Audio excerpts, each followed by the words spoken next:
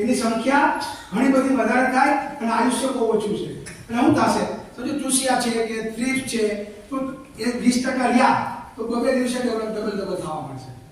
પછી ડાળીઓ જીવો છે કે આ બધા જે એને ખાવાવાળા છે એ બધા તો મહિને વધશે. તો એક મહિનામાં તો પાછા કેટલા બધા થઈ જાય.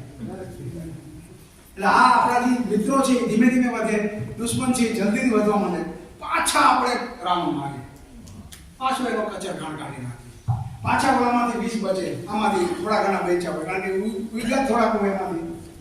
એટલે ધીમે ધીમે કરતા એવું થાય કે આપણા મિત્ર કીટકો નાશ થઈ જાય.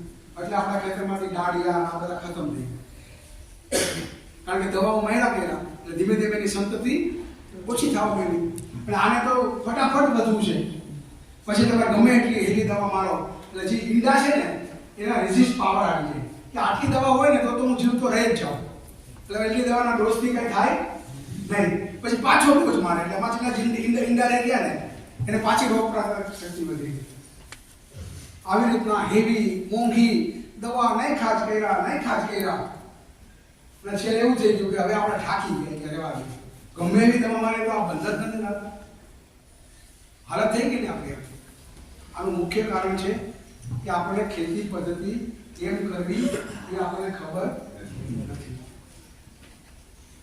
જેને ખબર છે ને એ લોકો કમાય છે, આપણે બધા વેચા કરીએ આ જ કરીએ છીએ બરાબર.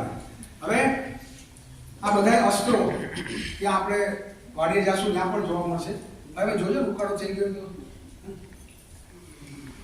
આ બધા અસ્ત્રો કેવી રીતના બને છે ત્યાં પ્રેક્ટિકલ આપણે વાડી ઉપર જોશું. ત્યાં મેળો રાખ્યા છે ગરમ કરવા માટે, પછી મોટા મોટા ટાંકા રાખ્યા છે હે ને, તો પ્રેક્ટિકલ આપણે ત્યાં જોશું. હવે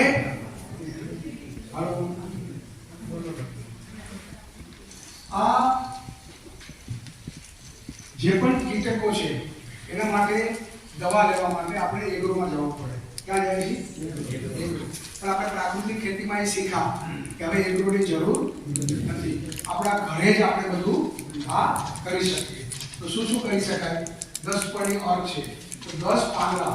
કેવા પાંદડા? તો જેને કોઈ જીવજંતુ ખાતા ન હોય, જેને કોઈ પશુ પક્ષી ન ખાતા હોય, આવા ઝાડ એના પાંદડા. તો ક્યાં જોઈશું આપણે? કેવા પાંદડા? આમાં કઈ કઈ વનસ્પતિ છે? લીમડો છે, સીતાફળ છે, ધતુરો છે, આકડો છે, કરંજ છે, પછી કણેર છે, હા એરંડા છે, આંબો, આકડો આવી, જામફળ છે, આસોપાલવ, બધી ખબર છે આપણે. આ બધા પાંદડાને ભેગા કરી દેવાના. ગાય નો ખાઈ 10 પ્રકારના. હા, ગાય નો ખાઈ 10 પ્રકારના. આ બધા પાંદડાનો જે અર્ક નીકળે અને સ્પ્રે કરીએ તો શું થાય? આ સ્પ્રે કરીએ ને તો વેજીટેરિયન કે નોન વેજી, શાકાહારી કે માંસાહારી કોઈ મરશે નહીં, મરી નહીં જાય, પણ એનો ટેસ્ટ બદલી જશે. એ પાંદડા કરવું થઈ જશે. તો ચૂસી આવશે, એને આટા મારશે પણ ખાઈ નહીં આવે. તો એની આયુષ્ય કેટલી છે? 20 મિનિટ, 30 મિનિટ, અડધો કલાક આટા મારી તરફડી મળી જશે. હવે જે ભૂખા હોય તો સંતતિ બી નહીં થાય, એનું નવું જનરેશન પણ નહીં આવે. ઈંડા જ નહીં મૂકી આવે, ઈંડા ન મૂકે તો એ સાફ થઈ જશે. અને જે આપણા કામના છે એનો તો એ કંઈ ખાવું નથી, પાંદડા ખાવા નથી, તો એનું કંઈ નુકસાન થશે નહીં. તો આપણે જ્યારે આ બધા અસ્ત્રો વાપરીએ છીએ ત્યારે શું ફાયદો થાય છે?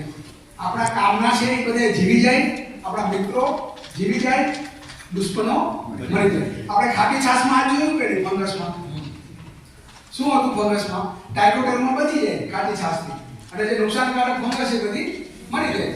તો આ તો પ્રકૃતિ છે. પ્રકૃતિને સહકાર આપવાનો છે, પ્રકૃતિના શિંગડા પકડવાના નથી.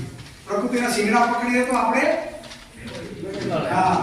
મું કે બધી રીતે હે ને, પણ પ્રકૃતિને સહકાર આપશું તો આપણે બચી જશું. આવી રીતના આને કહેવાય ઇકોસિસ્ટમ. આપણે જો બરાબર આપણા ખેતરમાં રાખીએ તો આખી ઇકોસિસ્ટમ બની જાય. ચલો જ્યારે આપણે આ પેસ્ટિસાઇડ છાંટતા નથી તો આપણા ખેતરની અંદર મધમાખી આવશે.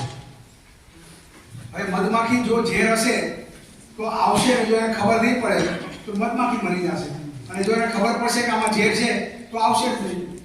આ મધમાખીનો